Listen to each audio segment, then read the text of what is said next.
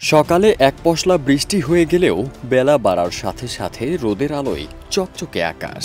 দিনের তাপমাত্রা সামান্য বাড়তে পারে, এতে আগের চেয়ে কিছুটা গরম লাগতে পারে বলে জানিয়েছে বাংলাদেশ আবহাওয়া অধিদপ্তর। এলএমই সার্টিফাইড বিশ্বসেরা কপারে তৈরি ওয়ালটন কেবলস, যা আপনার স্থাপনাকে রাখবে সব সময় নিরাপদ।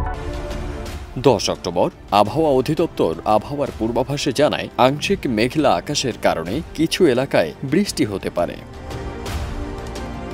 10 অক্টোবর ঢাকায় তাপমাত্রা রেকর্ড করা হয়েছে 26 ডিগ্রি সেলসিয়াস, বাতাসে আর্দ্রতার পরিমাণ 97%। 9 অক্টোবর রাজধানীতে সর্বোচ্চ তাপমাত্রা ছিল 29.5 ডিগ্রি সেলসিয়াস এবং সর্বনিম্ন 25 ডিগ্রি সেলসিয়াস। গত 24 ঘন্টায় ঢাকায় 50 মিলিমিটার বৃষ্টিপাত রেকর্ড হয়েছে। অন্যদিকে সারা দেশের পূর্বাভাসে বলা হয়েছে, ঢাকা, ময়মনসিংহ, খুলনা, বরিশাল, চট্টগ্রাম ও সিলেটের কিছু কিছু জায়গায় এবং রংপুর ও রাজশাহী বিভাগের 2-1 জায়গায় মাঝারি ধরনের বৃষ্টি হতে পারে। কোথাও কোথাও ভারী বর্ষণের সম্ভাবনাও রয়েছে।